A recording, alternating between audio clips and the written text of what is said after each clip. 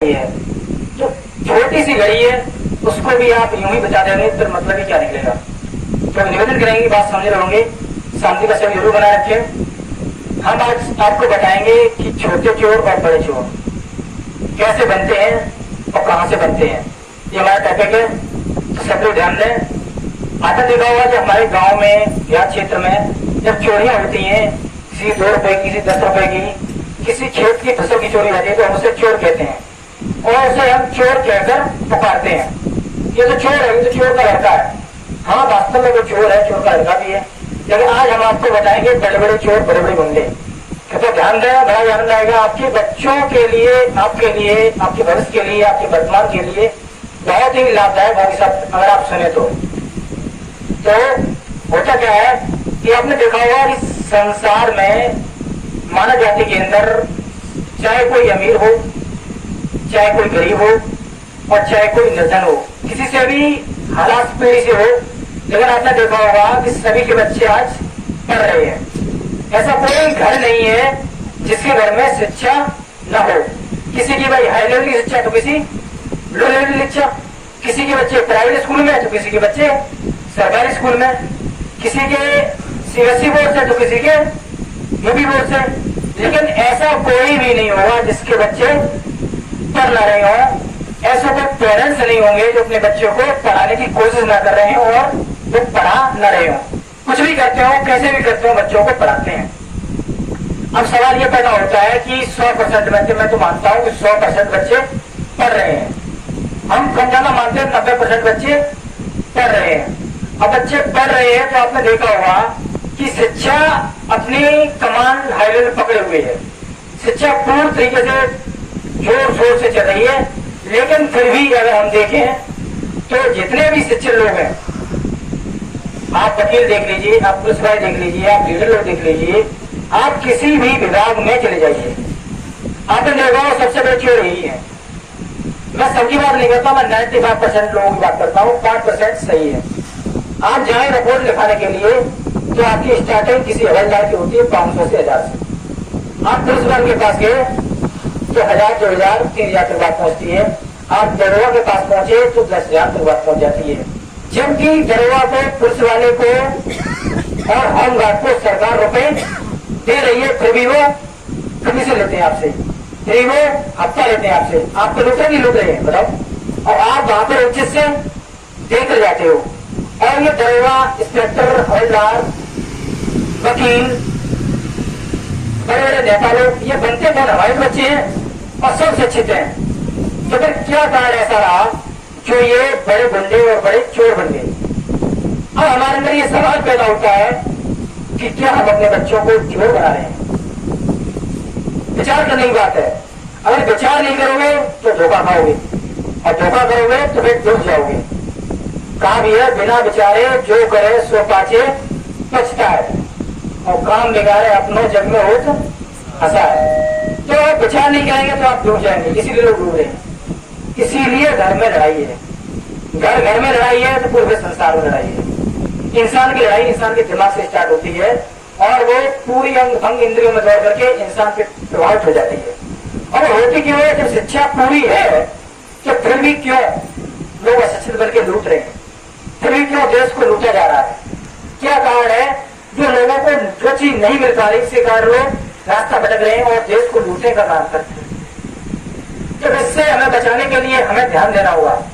आप लोग अपने बच्चों को बचाएंगे तभी आपका वर्तमान व भविष्य बच सकता है, अंतर यूं ही लौटते जाएंगे आप। अच्छा, जरूरत यहाँ पर क्या रह जाती है जो उन्होंने ये नहीं किया?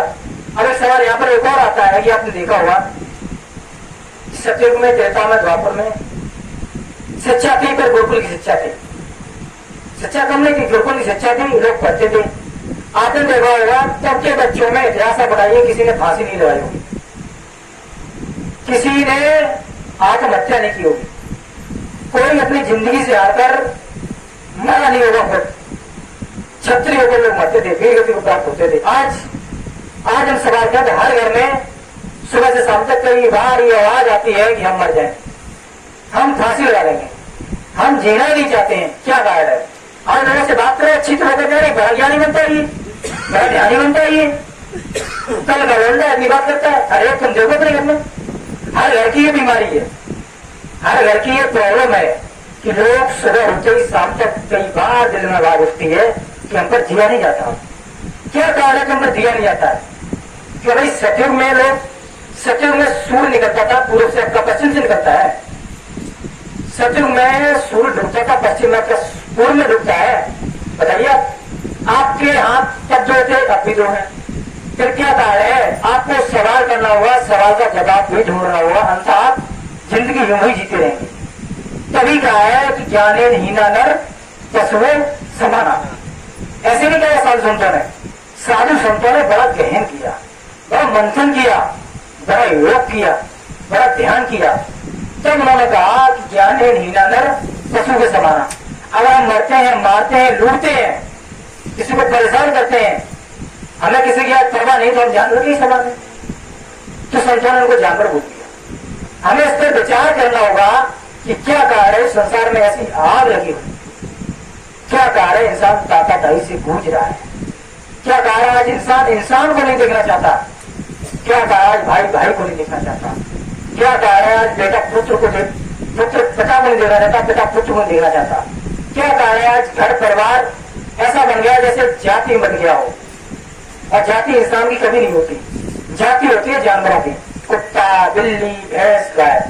आज हम इंसानों ने होकर अपनी जाति को बांट लिया है और हम इंसान बनते हैं।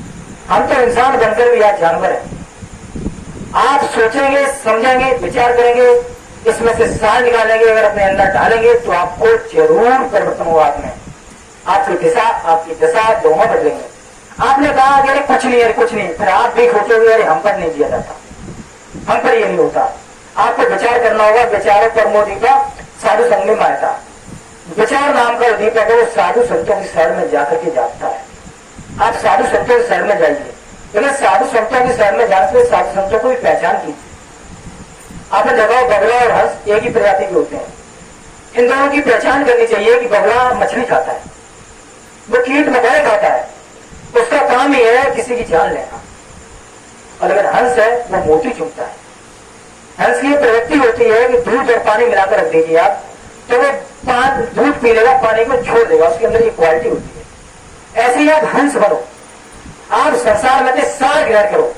कोई कुछ भी बोले तुम क्या हो, तुम वो जानो। कोई कुछ भी कहे तुम क्या करने जानो, तुम वो जानो।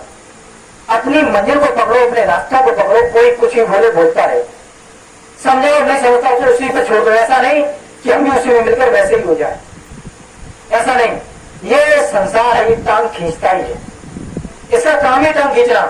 आपने देखा होगा गांव में इतनी लड़ाई दंगा होती है, इतना कंट्रोल मचता है, इतना उधम बाजी होता है, इतने लोग लड़ाइयां करते हैं, दूसरे को लूटते हैं, लपाटते हैं, दंगल करते हैं, कोई आवाज नहीं उठाता, किसी के मुंह से आवाज नहीं निकलती। अरे ये क्यों उधम काटे हो, चाहे रात के 12 बजे चाहे 10 बजे। जब कोई अच्छी बात होती है, अच्छे काम होते हैं तो लोग आवाज उठाते हैं। आप ऐसे बनो जो सही रास्ते की आवाज उठाओ, लोगों में परिवर्तन करने की सोचो, अपने आप में परिवर्तन लेकर के आओ, तभी हो सकता है उदार। और आप सोचेंगे तो जरूर परिवर्तन होगा, आपके बच्चों में भी होगा। अब बात ये आती है कि भौतिक में तो हमारे बढ़ रहे हैं, ये शांति इसलिए नहीं होती है, हमारे पास आध्यात्मिक पढ़ाई नहीं होती है, हमारे पास आत्मज्ञान नहीं होता है, स्पिरिचुअल नॉलेज नहीं होती है। हमें शरीर की तो पढ़ाई